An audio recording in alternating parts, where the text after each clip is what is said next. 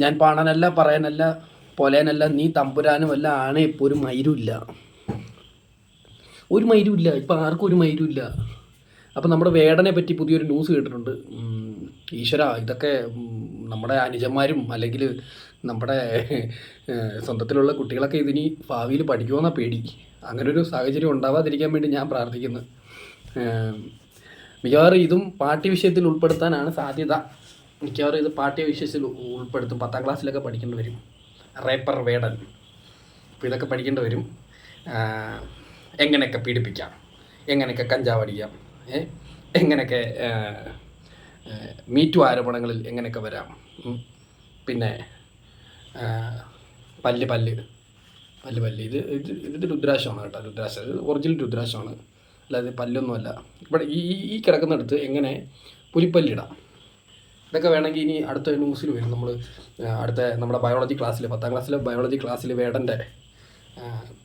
വേടൻ ലീലകൾ biology ക്ലാസ്സിൽ വരാം. ബോട്ടണിയിലല്ല, സുവോളജിയിൽ ചിലപ്പം വരാൻ സാധ്യതയുണ്ട് ഭാവിയിൽ.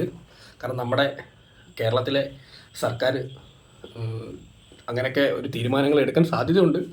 അതുകൊണ്ട് പറഞ്ഞതാണ്. അപ്പോൾ പുതിയൊരു വേടൻ വിശേഷമായിട്ടാണ് ഞാൻ വന്നിരിക്കുന്നത്. അപ്പം വേടൻ്റെ ഒരു പഴയ കാമുകി ഒരു കേസ് കൊടുത്തിരിക്കുകയാണ്. അതായത് 2021 അദ്ദേഹത്തെ പരിചയപ്പെട്ടു, ഇൻസ്റ്റാഗ്രാമിലൂടെ പരിചയപ്പെട്ടു. PG പഠിക്കുന്ന സമയത്തായിരുന്നു ഇഷ്ടപ്പെട്ടത്. അതായത് പറഞ്ഞ് മെസ്സേജ് അയച്ചു, ഫോൺ നമ്പർ കൊടുത്തു, വിളിച്ചു, വിവാഹ വാഗ്ദാനം നൽകി, പലതവണ പൈസകൾ കൊടുത്തു, പലതവണ ശാരീരികമായി ബന്ധപ്പെട്ടു. അവസാനം വേടൻ ഇച്ചിരൂടെ ഉന്നതികളിൽ എത്തിയപ്പോൾ തന്നെ ആവശ്യമില്ല, താൻ ഭയങ്കര ടോക്സിക് ആണെന്നൊക്കെ പറഞ്ഞ് തേച്ചു. മലയാളത്തിൽ പറഞ്ഞാൽ തേച്ചു.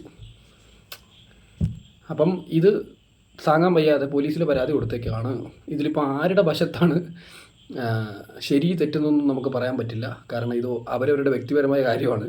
പക്ഷേ ഈ ഡയലോഗെല്ലാം വന്നിരുന്ന് അടിച്ച വേടനെതിരെ ഇങ്ങനെ ഓരോ പ്രശ്നങ്ങൾ വരുമ്പോൾ നമുക്കിത് കണ്ടിട്ട് കോമഡി ആയിട്ടല്ലേ തോന്നുന്നേ.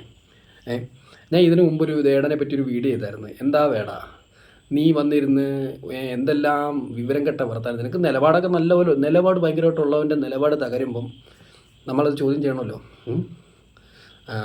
ചിലപ്പം ഇനി അടുത്ത വീഡിയോ ഇടും, നമ്മളെല്ലാം ചേട്ടനൊരു തെറ്റ് പറ്റി ഇനി അടുത്ത ഒന്നെല്ലാം ഒന്ന് റെഡിയാക്കി ചേട്ടൻ തിരിച്ചു വരാമെന്നൊക്കെ പറഞ്ഞ് ഒരു വീഡിയോ ചിലപ്പം വരും.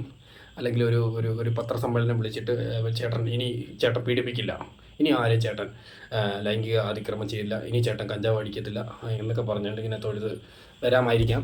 പക്ഷേ നീ പറഞ്ഞ 1-2 കാര്യങ്ങൾ നമ്മളെപ്പോലുള്ള ആൾക്കാർക്ക് ഒട്ടും യോജിക്കില്ല.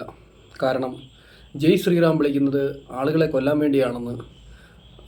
വേണ്ടിയാണ് വിളിക്കുന്നതെന്ന് ഇവൻ ഒരു ഇൻ്റർവ്യൂവിൽ പറഞ്ഞായിരുന്നു. അത് ഒരു കാരണവശാലും നമുക്ക് അംഗീകരിക്കാൻ പറ്റുന്ന കാര്യമല്ല. കാരണം ഹനുമാൻ എന്ന് പറയുന്ന ഒരു വ്യക്തി പുരാണങ്ങളിൽ പറയുന്നതാണ്, അദ്ദേഹം വിളിച്ചതാണ് ജയ് ശ്രീറാം.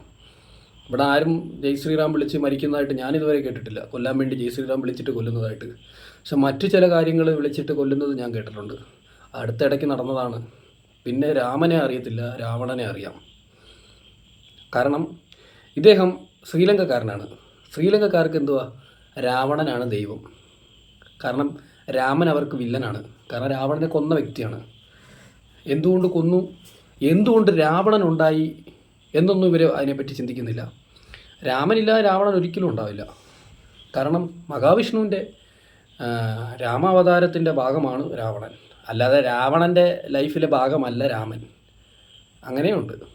അപ്പം പറഞ്ഞു വന്നത് വേടൻ്റെ കാര്യം. അപ്പോൾ പറഞ്ഞ കുറേ നിലപാടുകൾ നമ്മൾ അംഗീകരിക്കത്തില്ല. അപ്പോഴാണ് അവൻ്റെ പുറകിൽ ഈ വിഷയങ്ങളുണ്ടാവും നമ്മൾ പ്രതികരിക്കത്തില്ല. നമ്മൾ സാധാരണ ജനമല്ലേ, സാധാ ഒരു വ്യക്തി, ഒരു കോമൺ മാൻ. ഇതൊക്കെ കണ്ട് നമുക്ക് നമ്മുടെ ബന്ധുക്കളും നമ്മുടെ കുടുംബത്തിലുള്ള കുട്ടികൾ ഇവനെപ്പറ്റി പഠിക്കുമ്പം ഇവൻ എങ്ങനെയുള്ള ഒരാളായിരിക്കണം എന്ന് നമുക്ക് ഈ കാലഘട്ടത്തിൽ ഇത്രയും സോഷ്യൽ മീഡിയ വളർന്നിരിക്കുമ്പോൾ നമുക്ക് ചിന്തിക്കാനും അതിനെതിരെ മറുപടി പറയാനും പറ്റും. പണ്ടൊക്കെ ഉള്ള എന്തെല്ലാം കൊള്ളരുതാമ കാണിച്ച പണ്ടത്തെ രാജാക്കന്മാരുടെയും മുഗൾ രാജവംശത്തിൻ്റെയൊക്കെ കാര്യങ്ങൾ നമ്മൾ പഠിക്കുന്നുണ്ട് ഇന്നും. അത് അന്നത്തെ കാലം നമുക്ക് അഭിപ്രായങ്ങൾ പറയാൻ പറ്റാത്ത പണ്ടത്തെ കാലം എഴുതി വെച്ചിരിക്കുന്നതാണ്. ഇന്ന് നമ്മുടെ പാഠപുസ്തകത്തിൽ ഒരാളെ പറ്റി എഴുതുവാണെങ്കിൽ അതിനെ വിമർശിക്കാൻ നമുക്ക് പറ്റും. കാരണം നമ്മുടെ കുട്ടികളും നാളെ അത് പഠിക്കേണ്ടതാണ്.